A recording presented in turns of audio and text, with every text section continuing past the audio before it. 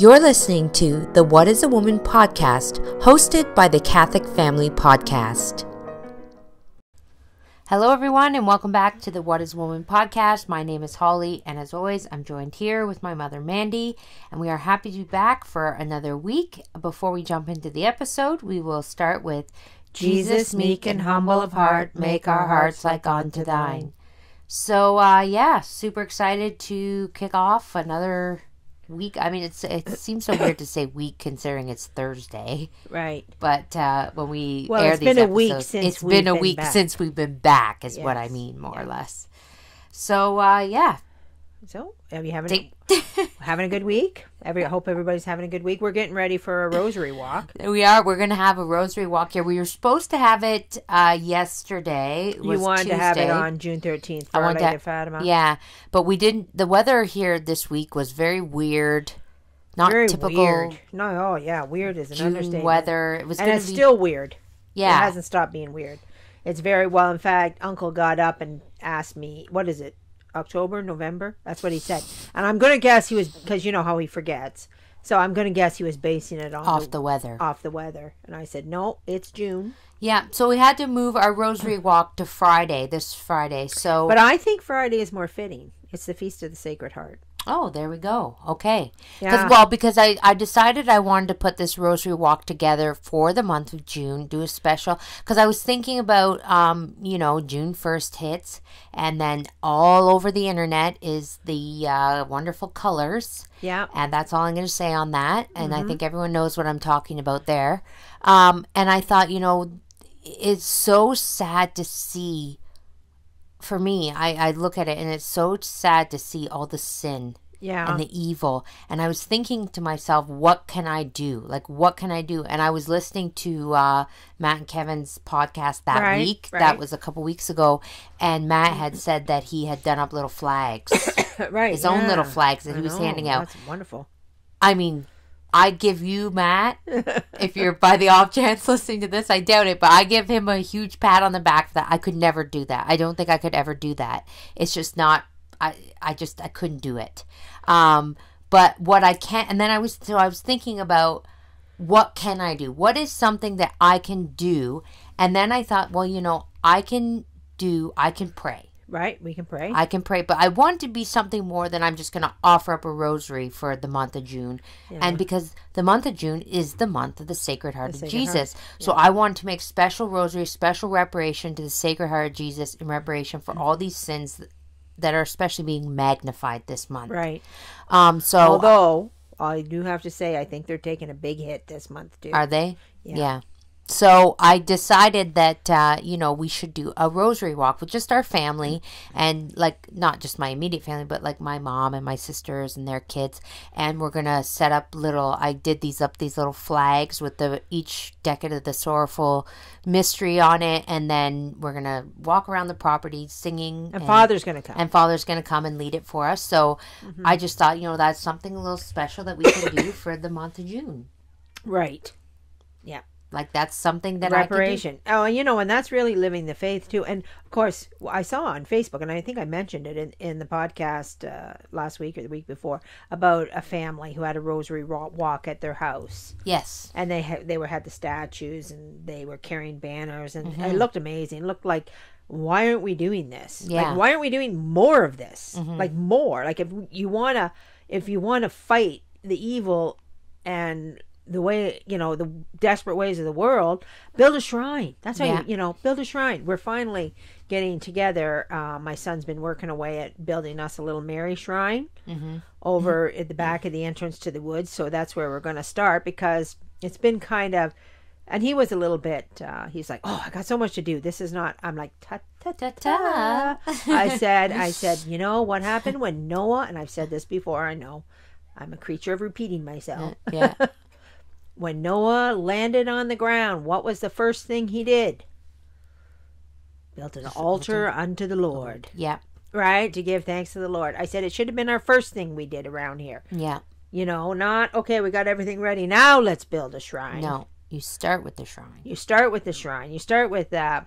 I want him to erect a great big cross out of logs or something. out in the woods. I know they used to go up to Algonquin Park with Father Anaya, and they would, with my son, it was a big deal. Like, and he remembers it. Like, they would pick a big rock up in the woods. They were going to make the altar. Yeah. And, it was really like they were knights of the altar, and then they'd build these big crosses up there while they were there. Great stuff for boys. Like, I wonder if they're still there. Did they take the crosses or did they leave them? I have no idea. I mean, that was a long time ago. I mean, they were out in the woods in the middle of Algonquin Park. At least 20 years ago 20 now. years ago. The odds of finding the spot that they were at is slim, but I bet you maybe it's still there. Who knows? I mean, and I'm going to just say, like, the chapter that we're studying is called The World and Its... What's it called? The World and Its Pleasures. The World and Its Pleasures, right? And so we have to combat the world and its pleasures. So, I mean, and it's the funnest way, too. Like, how fun is it to build shrines and altars and giant crosses and, to take everything like, and rosary walks. And I mean, these are the things that your kids are going to remember. Well, and I'm just going to share a little something speaking of, because I had my own little epiphany this week. Oh, another epiphany. I'm always having epiphanies. Keep the epiphanies coming. No, but it's just like, so I have this laser. Okay, so I got this laser, and it's a massive piece of machinery. Right. To laser engrave and to cut and to do all this. And so this is a side for my crafting blog, and I'm supposed to be making videos for them to show people how to use the laser. Well, I thought I was going to get this thing, and I thought it was going to be so easy, and, it turns out that it's a little bit of more learning than I anticipated. Right. And it is a little over my hairspray. Oh. Okay. Something over your hairspray. I can't believe it. Say it isn't so. No, but I mean, so I just expected that I was going to get this laser, set it up, and start making videos. But it didn't turn out that way. And I've been struggling with it. I've been struggling and getting frustrated. And I don't know why I didn't think of this sooner. And I feel like I'm going to be a little honest with you ladies. When I do these things for my crafting blog, I always try to make sure that they would appeal to everybody. Yeah. So I don't do anything religious. I don't do, because I'm always afraid of rocking the boat. Yeah. If you will. And then last week, I just was like, well, you know what? I'm getting real frustrated here, and I'm just tired, and I'm annoyed because I tried to make a bookmark. That didn't work. I tried to do this. That didn't work. The engraving was too light. Yada, yada, yada. So then I thought, okay, I'm going to shut the stupid camera off. I don't care. And I'm going to try to make something for myself that I actually really want. Right. So an idea popped into my head, and I wanted to make one of my favorite songs is Heart of Jesus. Yeah. So I wanted the notation on the back, like an old copy of Heart of Jesus engraved into the wood. And then I thought if I put the letters Heart of Jesus 3D over top. Yeah. And some of you, if you follow Catholic Homestead or Catholic Homestead Instagram, you may have already seen it. But the end of the story is that I sat down. I just found a picture online of Heart of Jesus, the notation. Put it into the laser software. Put in the font for the Heart of Jesus. Bing, bang, boom. Engraved like a dream. Like, I had this project wrapped up in about 25 minutes. Right. Everything just worked perfectly. Yeah. No snags, no nothing. Nothing faulted, nothing, And I thought, well, there's a lesson for you. Right, right. You know what I mean? Like, God first. God first. Yes, exactly. Like, I should have started with, when I should have put the camera aside and said, okay, forget it. I'll learn how to do it eventually. But I'm going to start with something for God first. Yeah, speaking of the camera, like we're having this Rosary Walk on Friday, and our plan to do this Rosary Walk is to put more Catholicism, to put in more of our faith practice in our life, right? To make reparation for the sins committed against the Sacred Heart. Yeah. I guess that's all the reasons you need. But what I was going to say was, I was thinking, should we film this for our little channel? Yeah. That we do the Catholic Homestead. And I was just like, I hate, that oh, we should film this. Look how great we are. We're doing this. Or that we're only doing it for that. Or we're only doing it for that. And I'm having a little bit of an interior battle within myself. Right. Because I want to film it to be encouraging, to say, people do this. This is what you should do. We're doing it. You can do it too. Yeah. Actually, that's my whole motto with our channel is, hey, listen, if we can do it, anybody can do it. Right. But, there's a vanity there too, Yes. right? Like that you're putting out how great you are. Mm-hmm. And I don't really want to do that. Like I want to do it for God and God alone. Well, but the other thing, Mom, is then that if you're filming it, then somebody's worrying about filming it and they're not praying the rosary. Yeah, there's that too. So who's going to be doing that? Well, I kind of thought Grandma, she won't be walking and praying. Oh my word. I don't know. Can you just point the camera in this direction? I don't know if we'll film it or if we won't. Maybe we'll just tell you about it because I think that's a better route, because I do feel like sometimes these things, they should be about our Lord. Right. But like, how do you get there? There's a line there. There is a line there, though, of encouraging people and getting them out there and getting them doing it. I mean, we're encouraged. I'm encouraged to do this because of what I saw on Facebook. Right. They were doing it. Yeah, that's true. I'm encouraged to do this because Kevin what did he do again? I forgot. Oh, the Corpus Christi. They were doing this. I'm like, why aren't we doing that? Yeah. Why are they having all the fun in Germany? Why didn't we do anything like that? But Kevin gets all the fun. That's the way I look at it, right? Yeah. And I just hate, I just know. Well, it goes both ways, right? I might be a little bit jaded about it, because I feel like if I take it back to the crafting blog, my crafting blog, I do so much crafting to show people how to do crafting that I do very little crafting myself. I'm way bigger crafter than you are. Yes, like I'm constantly like, oh, I got to make this and turn it into a video so other people know how to do it. Did I even enjoy that? No. And lots of times you're making crap. Right. So when I sat down and I made this, and I was getting a piano last weekend, so I wanted this piece to go on my piano. Right. The Heart of Jesus. And so I was truly making something that I wanted. Yeah. And something for the greater honor and glory of God. Not to film, not to, but I was like, I love this song so much. There's the very last verse of Heart of Jesus. I can't even say it without bringing a tear to my eye. Yeah. Because honestly, when I die, when I draw my latest breath, like I want those words, like I want to be singing that in my head when I'm on my deathbed. That last verse, I can't even say it, so you'll have to look it up on your own. Because I will start bawling if I say it, because I really, like that song means so much to me that I really created that out of a love for God. Right. That I wanted those lyrics on my piano. Oh, there's a lot of the church songs that sometimes when we're singing them, I have to stop because I can't get through the sentence. What was the song? Oh, we were singing it a few and now I can't even remember.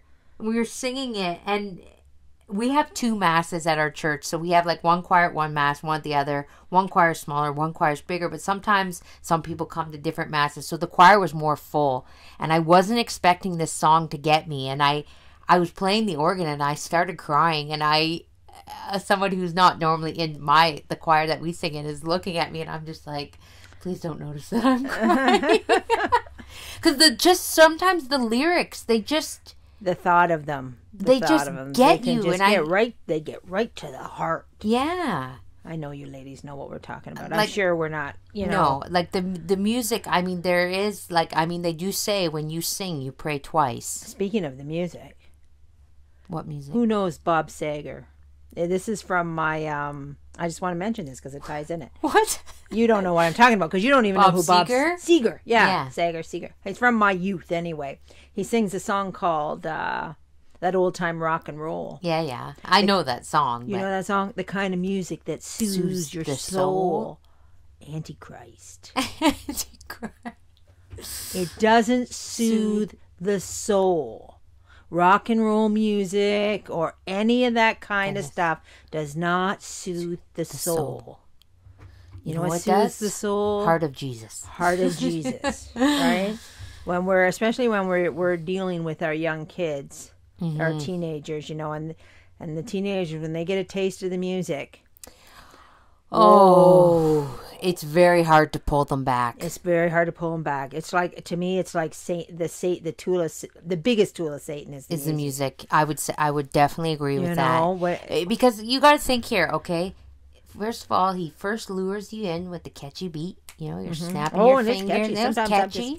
And you're bebopping along. And then before you know it, they're singing along. And they're not really paying attention to the lyrics, I don't think, as a whole. Kids aren't really, but it's the beat. Well, actually, they had that, I don't know if it's TikTok or Instagram or whatever, but there for a while, there was this, I didn't realize what the words were. Right, songs. They were using an old rap song from my teenage years, and the lyrics, we can't even say them. They were so bad. They're so vulgar. And here are all these soccer moms, and I'm just using that as a loose, like all these Stepford wife suburban moms, the typical mom, putting it to her baking brownies, or and people are like, okay, lady, do you know what those lyrics are saying? Right. But all they were paying attention, they were using that song because all they were paying attention to was how the beat fit with the transitions of their reel. Yeah. And how the beat fit with what they were doing. They were only noticing the beat. And then I noticed a significant shift of people that I followed. And I'm talking people that are okay to follow, just craft blogs and stuff like that. Joanna Gaines. And then all of a sudden, all those reels that they made with that thing are gone. Yeah. Because the lyrics were so vulgar. Right. Yeah. And it was a rap song. So for these rap songs, you kind of, I completely stay away from rap for that reason alone. Right. You can't understand what they're saying. Yeah. So and that is clearly, I'm going to put this out 150% of the world. What? They're rap. Yeah. Rap. There's hip-hop, rap. There is no way, and I'm sorry if you like rap and you're listening to this, there is no way you can fit that into the Catholic religion. No. At all. No. Period. And I actually do know a lot of people who listen to a lot of they like heavy metal. Mm-hmm. Especially on Facebook. Unfortunately, Facebook opens these cans of worms with people that you get to see what people really like and what they really, and then you'll find out, well, they have a great taste for heavy metal music. Right. Right? And then I've even had some, and I'm going to say this is generally men, who, say, well, this is really good music because, God's mentioned in it, or it can bring you around and think about God, or, and I'm just like, whoa, this stuff, it really is satanic. Like, it's not the kind of music that soothes the soul. Well, I'll tell you something really creepy about music, okay? So, right now, my mom and I are sitting in what I call my bunkie. The bunkie. Yeah. So I have this one end down here where we do our podcast, and then I have all my studio equipment at the other end. And in the middle, I have a television that I use when sometimes I would hook my camera up to it so I can see what I'm doing while I'm recording. Yeah. But for the most part, I turn it on and I put on a podcast, like the Catholic Wire I listen to sometimes. But other times when I'm working, if I'm really trying to concentrate on something, I'll just put on music because I can't really focus on a podcast. Right. So the other day I compiled a playlist of things that I like. But in here I have to use Spotify because it's on a Roku stick. And I don't pay for Spotify. Right. So the only problem with that is then you get the ads. Right. Right? So here I am. I'm listening to Heart of Jesus. Tantum Ergo was the next song. And then I think after that was Panis Angelicus. Right. Then Spotify kicks on an ad. Mm-hmm. And I'm over on the other end of the bunkie working, so I can't get back fast enough to mute it. Right. I thought Satan was coming through that television. I'm not lying. Right. I was like, it was devil ear-piercing, demonic screaming. Right. And it was an ad for an album called, I can't even remember what it was called, but it had demon in the title. Right. It was Tiger Club. And I looked over and I saw because it's a TV too, right? Yeah. So I saw the photo of the album. There's like this satanic skull hand coming out. And I was terrified. So I put down what I was doing. I ran as fast as I could to try to get to the TV. As soon as I got to the TV, the ad was pretty well done. And it was just the announcer talking. So I right away, I was like, Jesus, meek and humble of heart, make my heart like unto thine. Jesus, meek and humble of heart. And I kept saying it over and over again because I'm like, I just filled this whole Bunkie with demonic screaming. Yeah. Here I go from listening to Panis Angelicus Right. to that. And it's not no choice of my own. Right. It's an ad that I can't control. But I'm like, that really is like, can we just go back to the day where you had your CD, please? Mm-hmm. And I could and I wasn't forced to listen to that. Right. You know, but like, I don't even, I guess I have to go find a CD player now. Well, the CD now players are very annoying too because, you hear 10 songs and then you got to change. Then you got to change, right? So this is where I build these giant playlists of like, I listen to a lot of the Daughters of Mary, the Singing Nuns, and I just build these massive playlists and they can go on forever. Right. But I'm like, well, maybe now I'm thinking maybe I should spend my money and pay for Spotify so I don't have to listen to the ads. Like, what's the alternative here? Doing things like this, because music, people go on about, music and preferences and yada, yada, yada. A long time ago when you guys were little, I realized that if you turn music into something regarding preference, when your children are raised, they'll say, you prefer the Daughters of Mary. Yeah. I prefer AC/DC. Right? Who says that? No, this is a pretend war that you're having with your children. Nobody said that. I thought you were saying that we said that. No, you never said that. I'm like, wait, what? But so when you're listening to a certain type of music, if you make the music about preference, right, then you open a door for them to prefer something other than what you prefer. Oh, okay. Right. So the music, when we talk about music, we have to talk about what's pleasing to God. Right. This has nothing to do with personal preference. Right. I don't prefer, the Daughters of Mary. God prefers it. Right. I see what you're saying. Yeah. So we're here to, please God and put God first. So and this is pleasing to God. AC/DC is not. And I mean, when you guys were little, when I started to lose a little bit of control, your brother in particular, he would bring music in or whatever. And I remember once I come downstairs and there's some music. And I remember opening the door and I said, well, I see you've invited Satan to your party. I'm out of here. Okay, that's funny because I can see it happening. I mean, but what else can you say? Yeah, well, when you start to lose control, yeah, it's there's just a line there, right? Yeah. And they're going, and that's exactly what he did. Yes. You just invited Satan to your party. Right. And when we think about ways to combat evil, mm-hmm. the biggest way is to get secular stuff out of your life. Mm-hmm. Right? You see on like Facebook and everybody, the right left wars. Mm-hmm. Right, we're on the right, we're on the left, and this is right, that's not right, this is, well, how can you say what is right when you haven't removed all that is wrong out of your life? Right. So if you want to put the good into the world, you have to start with yourself. Well, you have to be the good. You have to be the good. So you have to take out of your own personal, that's Jordan Peterson's message too. Like, why don't you forget, saving the world and just clean your room? Yeah. Right? Why don't you forget, what this religion's doing wrong or that religion's doing wrong or even all the different sects within traditional Catholicism. Mm-hmm. Why don't you forget about all that and just worry about cleaning up your personal space? Yeah. Getting rid of Satan out of your personal space. Mm-hmm. And that really is getting rid of the world. Oh, another good thing that you've been doing for this glorious month of the Sacred Heart, and the world calls it something else.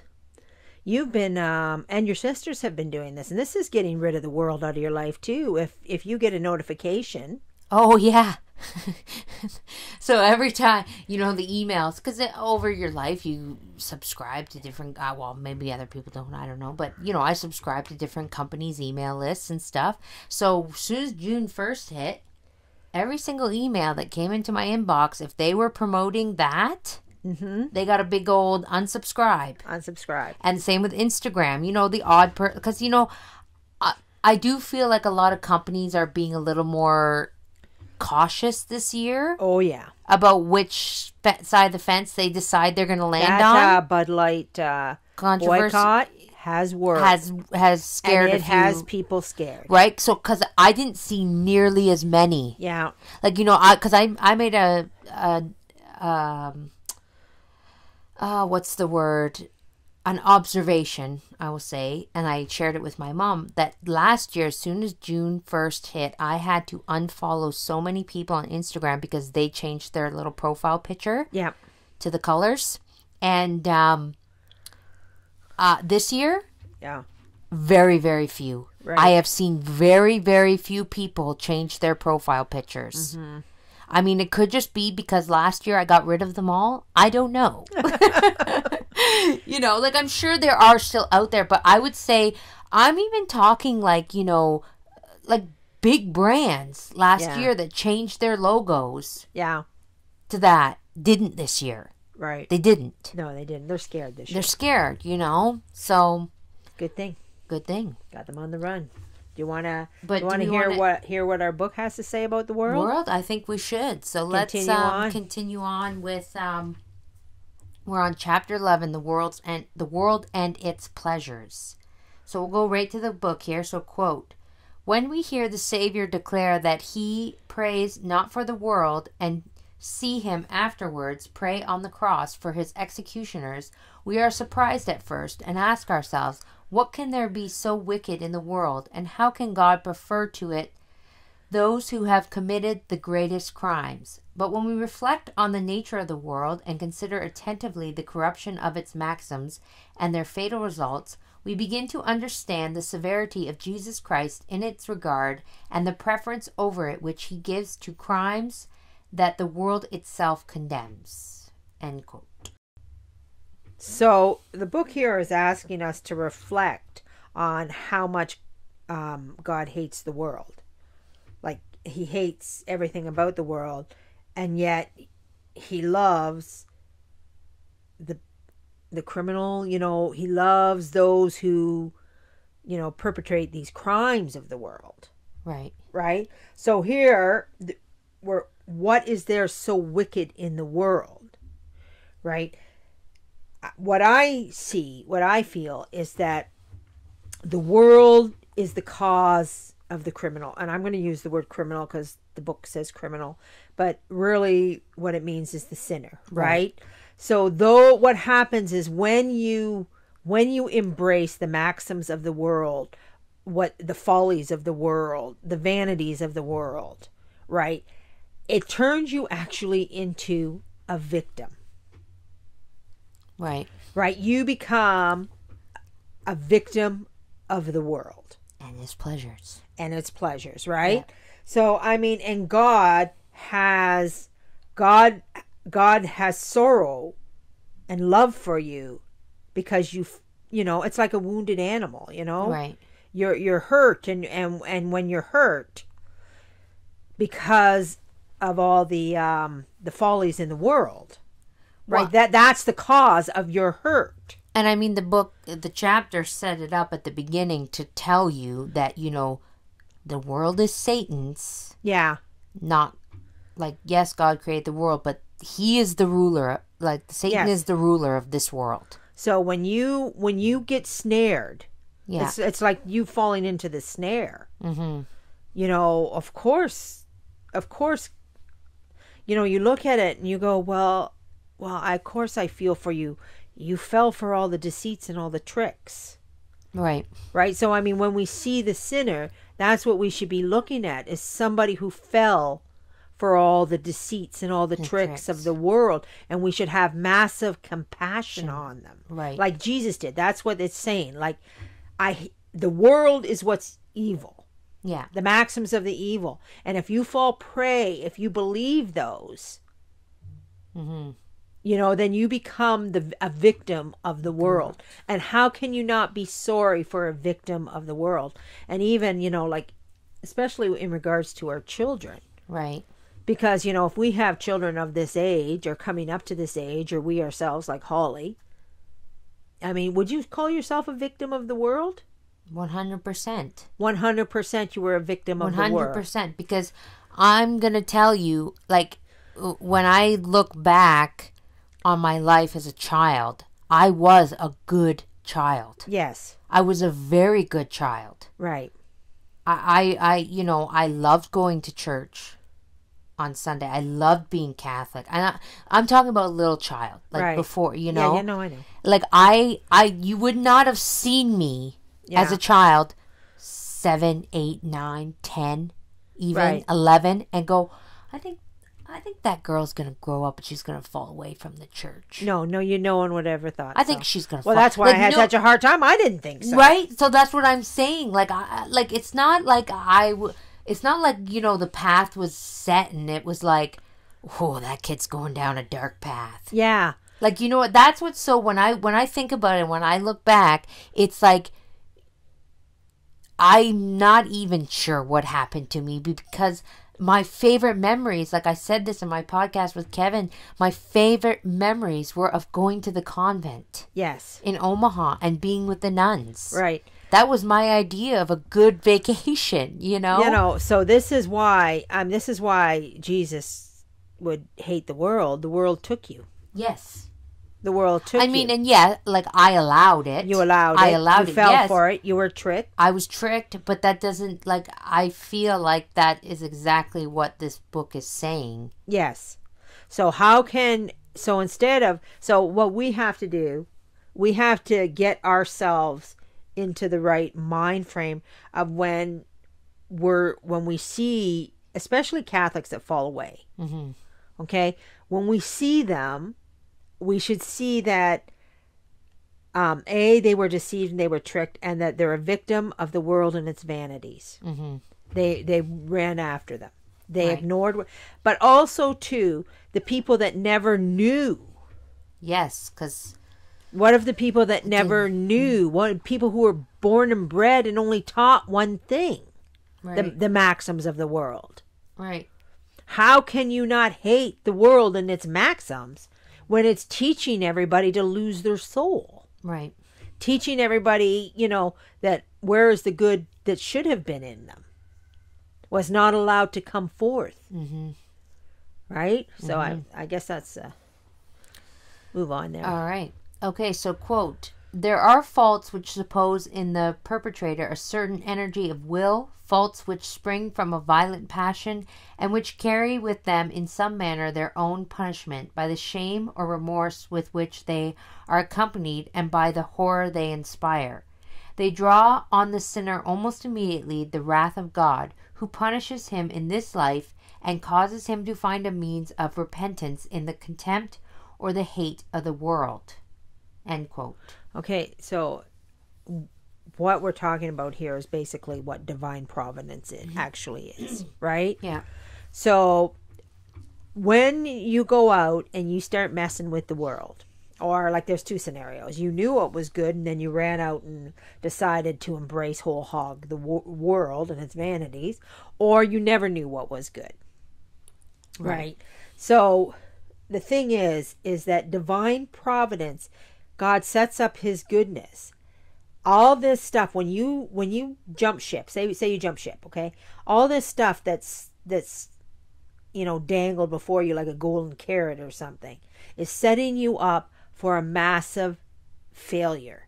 You will never find happiness.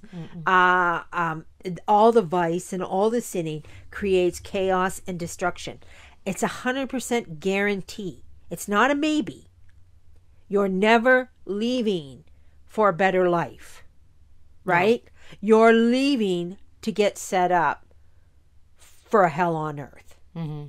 Right? The people that you involve yourself with, everything that goes on, right? So it's God's, well, I mean, you create it by your bad decisions. Mm-hmm.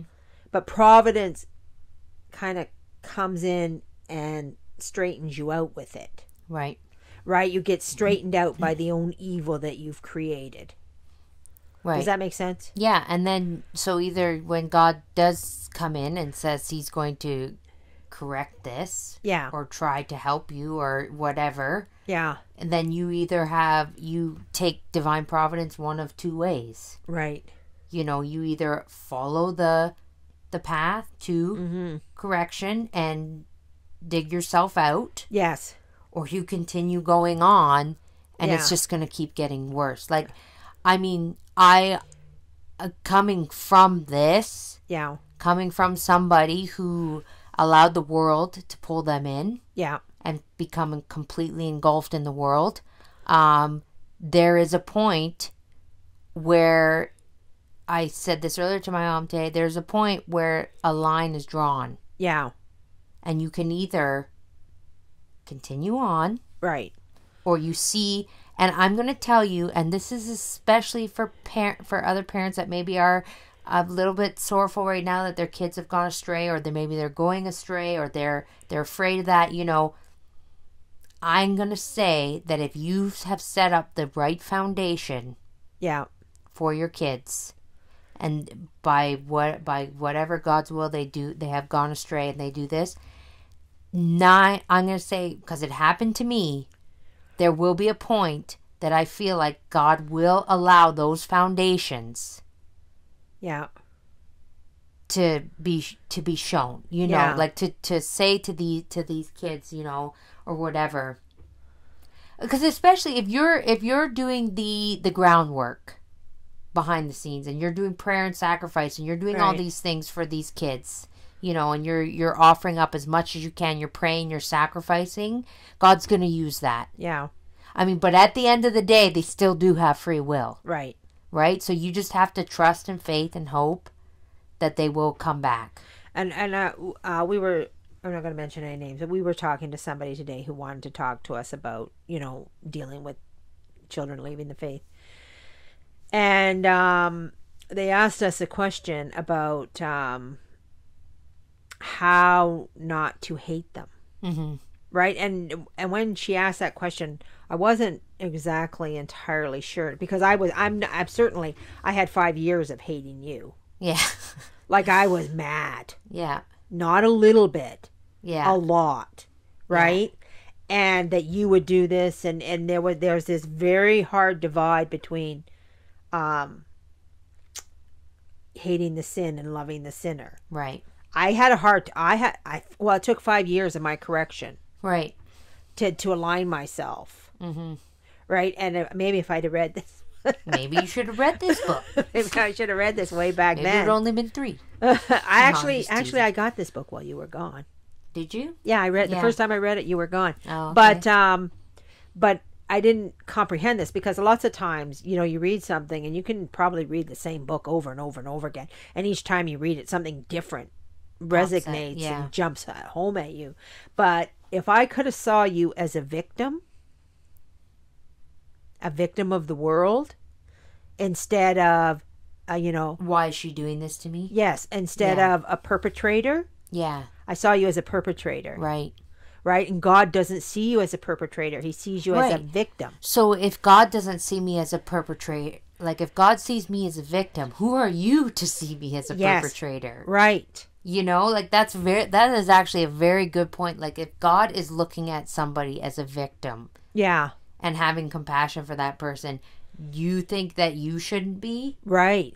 You know, that's very eye-opening. It is. I'm having an eye-opening moment myself. I just had an so did I. You know, I never thought of it that way before. Asked this all the time. How do you hate the sin and love the sinner? Oh, because I really struggle with that. Everybody struggles with it. Yeah, I think everybody does. Like, because it's so hard to say, especially, I feel like, especially when dealing with people that you love and care about. Yes. It is hard to separate the sin Yes, from the sinner. Right? Because the problem is you're angry, and you're not angry. You're angry, but you're hurt. Yes. You are hurt, and it's hard. And like you said, you always said, how could she do this to me? Exactly. Like those aren't my words. Those are my mom's words telling me. She said that to me all the time when I came back. I was just like, how could you do that to me? Well, it isn't really about you. Right. It's not about you. It's not about you. And that's actually where parents need to separate themselves, because as we said to this friend of ours, it's like the evil queen came in and ripped your heart out. Yeah. And now they're doing a happy dance over it. Yeah. And that's the way that's the way I felt. Well, and I'm going to say, from being the person on the other side of this, I wasn't doing a happy dance. No. Like I know you weren't. No, I know. But in the moment, you're like, you're just like, you're mad at me, and well, I don't want to presume to know how you think, but you were mad at me. Oh, mad. And you were like, how could you be doing this to me? And it's like, in my mind, I'm not doing this to you. I'm mad. Yeah, I'm living my life, and you won't let me. I'm living my life, and you won't let me. And you won't. Not only will you not let me, you won't say that what I'm doing is fine. Yeah, you won't accept what I'm doing. So now you're the monster. Yeah, well, in your eyes, in my eyes, that's what I'm saying. 100% the monster, right? For not accepting your grown adult choices. Yeah. And but anyway, if I had been able to see you as a victim, maybe things would have been a little different. Right from the get-go, things probably, you wouldn't have been gone so long. I don't think that. I know, but I do not like to play that game, though, because I feel like everything, well, I know everything happened exactly how God designed it. Yes. And being on the other side, I do see, some people might shudder when I say this, but I do see good things that came out of that. Oh, I see tons. If you shudder, don't shudder. Okay, because, I'm like, people like, well, if you would have just stayed a good Catholic, and, I don't like when people say that. Yeah. Because, I'm going to tell you right now, I mean, we can't play the what if game, but I know that I am a better Catholic because of what happened. No, I'm a better Catholic because of everything that's happened in my life. I don't regret one thing. Sure, if I'd come out born a saint, all the power to me. Yeah, that would have been a nice life, wouldn't it? That would have been nice, but I didn't. And every choice, every decision, every chasing after the maxims of the world. I mean, this is why God is so great, so glorious. Like, he brings all your poor decisions for your sanctification in the realms of divine providence. Yeah. So all this, you're running after rainbows. Yeah. Or whatever you're running after, and God is like, fine, have them. Yeah. They come with a cost. Yeah. Yeah. And as you get beat down, and that's basically what that chapter just said. Yeah. Or that paragraph, it just says, well, you're going to get beat down by the very crimes you're committing. Yeah. Yeah. So, I mean, it's just, it's just like, I'm going to say, everything that I have done, everything that I did, I regret the sin 100%. Yes. There are days, there are nights where I shudder to think of the things that I did. Yeah. But I hope and I pray, God willing, that he will let me live a lifetime to make up for those sins. Yeah. But like, it's just like, it's a scary thought now that I have children of my own, and I have a daughter of my own who's very close, like she's getting up there in years, and you pray. She could very easily fall victim. I could see it, and I can see because I've lived it, and I know. Victim to the world, and I see the pull. Yeah. Even though certain things have been taken away. Yeah. Like, she's not going to public school, not ever. Yeah. Not now, Yeah. Maybe 20 years ago, public school was somewhat okay. It's not now. It was never I don't okay. think it was ever Public okay. school But was, as we know, because this book is, what year is this book written? 1880 right at the something? turn of century, right? Yeah. And so, right from the time of Christ hated the 1888. world, right? So when you send your kid into a public school system, you're sending your kid into the maxims of the world. Right. Right. I'm sorry, lady. I'm sorry if any of you have to send your children to public school system. I'm sorry if you feel you have to do that. Mm-hmm. But you can't be delusional that you have not sent your children to the wolves. Yes. You've sent them to the world. Yeah. You know, and maybe there are reasons that you have to do this, that you can't undo or whatever, and you got to count on God for His but mercy. You do have to be honest about the reality of what it is. Yes. I don't believe that you should make excuses as to, like, you have to. I do believe you have to call a spade a spade. Yeah. You know, and those places. I mean, and from what I see on the internet, especially right now, and we're seeing confusion in people we know around us, not Catholics, not in our Catholic world, but in our other world that we live in, you know, where there are other people in the world, like secular that we know, family members, or whatever, and we're seeing the T word everywhere, and we just saw a picture on Facebook of a 12-year-old girl that's a distant relative of ours who was fined a year ago. And her confirmation in her nice blue suit and teal shaved haircut. Yeah, it's like, and it's popping up very, very close to home. Yeah, very, very close to home everywhere. And these kids, it's because, and I know why it is.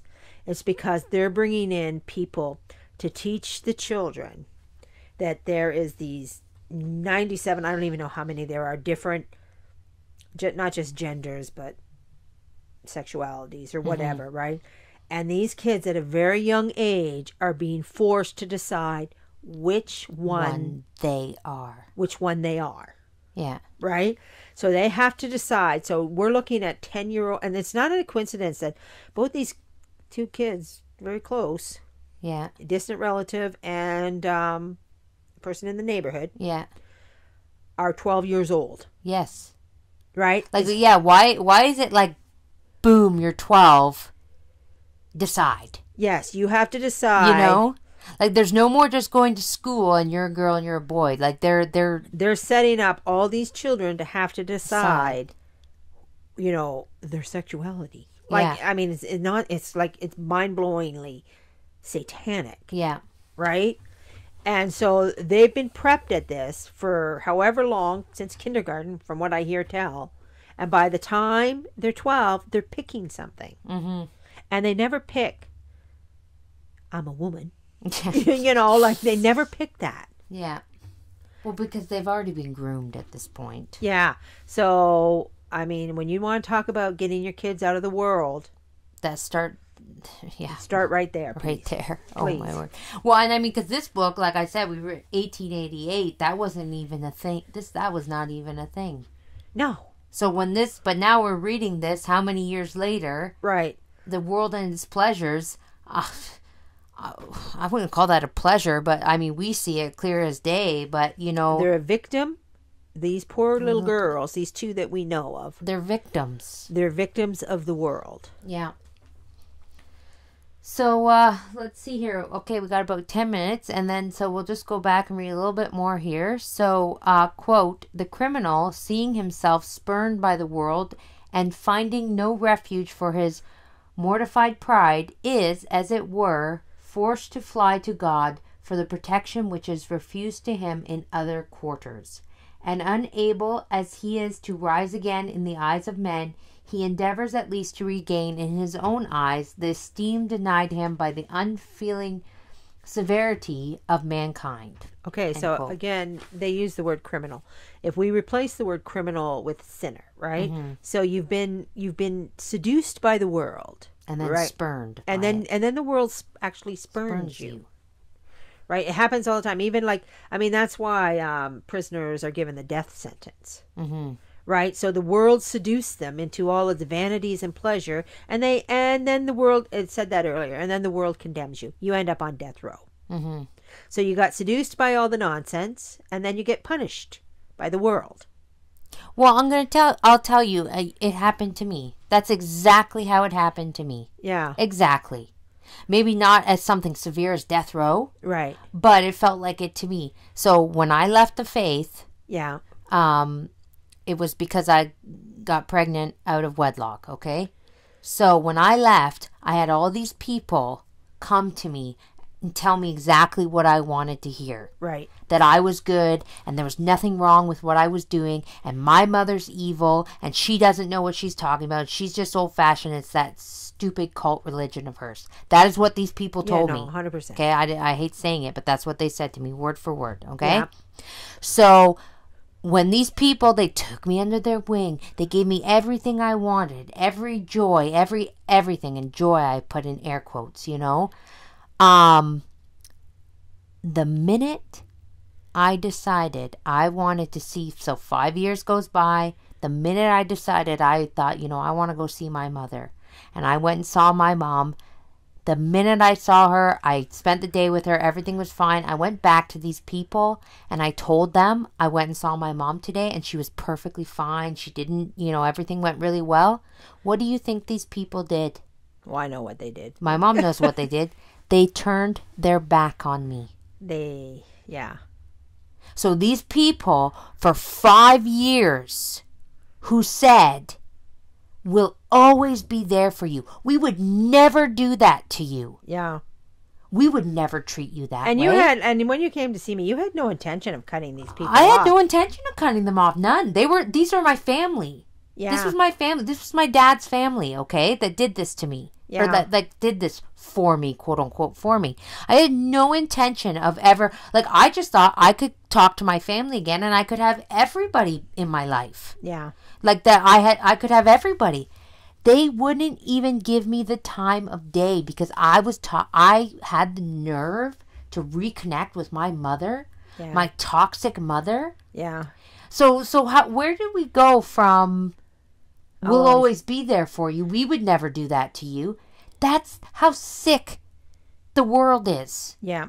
That's how sick Satan is. And I'm not saying these people are Satan, but what I'm saying is that's the sin, okay? Yeah. They embraced my sin and they said it was okay. Yeah. So what happened when I wanted to go gravitate towards something good? Yeah. Yeah. Goodbye. Yeah. So that's exactly what this chapter is saying. Right. And so when your children leave, if they leave, hopefully they never leave. Mm-hmm. But I'm going to tell you, the pull of the world is so strong. It's so strong. Mm-hmm. You have to take confidence in the fact that what they've left for Will eventually tumble and fall. Will eat them up. Well, yeah. Will eat them up like, Dougie biscuits or something. Yeah. Well, the pleasures and the vanities will fade. I'm telling you, ladies. And the people will be mean. And this is where you have to keep the hope. Yeah. This is where you have to keep the hope, and this is where you have to be the light, because those pleasures and those vanities will not last forever. It's built on vice, and it will eventually come tumbling down. Right. And when it does, you need to be there and be the light and be the hope, because when it comes tumbling down and when all the vice comes crashing down on their head, they're going to go to where they remember the goodness. Right. And that's going to be you. Right. That's going to be you. So You're have going to be make the goodness. sure you are the goodness. Right. That's what I'm saying. So make keep sure that hope. You are the goodness, and get rid of the vice out of your life. Because, when the vice comes for them and comes crashing down on them, they'll want to come back. They'll be crying to come back. Yes. They will. And so, somehow you have to make that easier for them to do that. But God gives the window. God gives the opportunity, and you just have to do the time. I'm going to tell you right now, I'm sure my mom did not wake up that morning and go to her flower shop and go, I I think today is the day that Holly's going to come randomly walking in here after ignoring me for 5 years. I was in shock. I was in shock. I actually had resolved myself that I may never see you again. Yes, yeah, no, I know. And then this person came in and I looked and it was a long kind of shot. Stop. And so you were at the very end and there was sun and I couldn't act, the sun like a halo. And I came in like an angel. No, I'm just kidding. And I looked up, I was doing a flower arrangement and I'm like, oh, someone's here. It's Holly. Oh man, that's funny. No, it's not funny. We laugh about it now. We laugh about it now because we can. Because we can. And one day, hopefully. Because God is good. That's why. God is good. Because God is good. And so anyway, so if you want to know how to love the sinner and hate the sin, when you see a sinner, even if it's a sinner who's always been a sinner, like we can talk about the homosexuals, Yeah. That live in this world, these brazen maxims and all this stuff. You can say to themselves, they're a victim of the world. Yeah. They were born into it. They didn't have the luxury, or they didn't have whatever, for whatever reason, good Catholic parents or good Catholic environment. They weren't raised in good homes. Maybe some of them were, I'm not saying all. But they were still raised within the maxims of the world. Yeah. Right? The world that God hated. Because that's what it creates. Right? So when you see these people, see them as victims. Yeah. That's the way God sees them. That is actually, I'm really glad we read this chapter because I'd never thought of that like that before. Right. No, I hadn't either.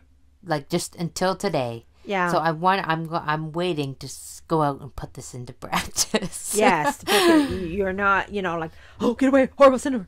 Victims of sin. Victims of victims of the world and its maxims. Yeah. And I mean, the best place where I'm going to start with that, I'm going to just, I'm going to try to keep this in the back of my mind.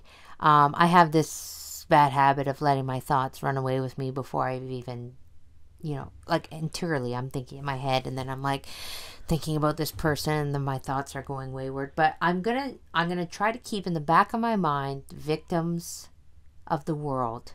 Yeah. And before I'm going to let my thoughts run wild, I'm going to try this. I'm going to say, the powerful prayer to the Holy Ghost. Right. Come, Holy Ghost, fill the hearts of thy faithful, and kindle in them the fire of thy love. Send forth thy spirit, and they shall be created, and thou shalt renew the face of the earth. I'm going to try that. Yeah, that's a good one. And I'm going to, so I'm not going to let because I think one problem I have is I let my thoughts just run wild sometimes. Right. And I think I do too much thinking. Too much thinking. And I'm going to try to shut that off, like cut it off. Right.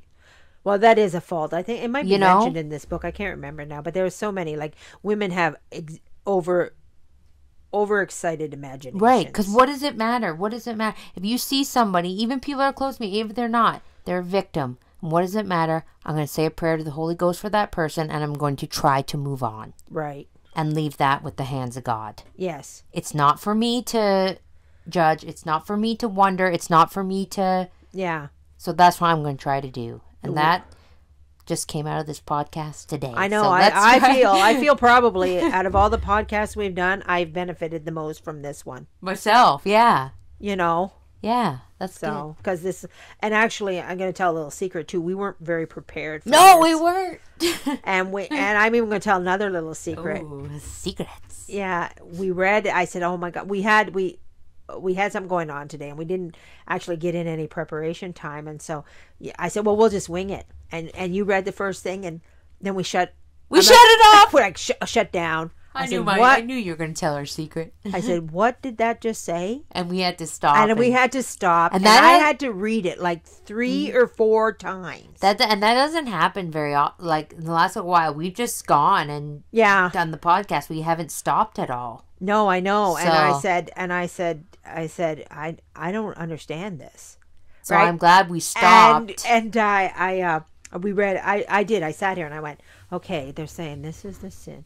Then I'm dissecting the whole paragraph, and Holly had to sit there and wait And we're on a time crunch today. Time crunch. She had to wait for me to figure. And then I was just like, this is saying this. Yeah. And then we come back and voila, we're all totally inspired. Well, that I will tell you, thank you to the Holy Ghost. Thank you to the Holy Ghost. Power Ghost. of the Holy Ghost right there. Right. So, Okay. yeah, so I guess we'll leave it there for today, and we'll be back next week. Barring any no, not next week. The week after we may miss an episode, or maybe we can do 2 in one day. We'll try that. Okay. Yeah. We'll try so that. we don't. We're going away. We're going away. Yeah. We're going down to visit some lovely people. Lovely people, and I can't wait. I'm in Ohio excited. at St. Gertrude. So we're excited.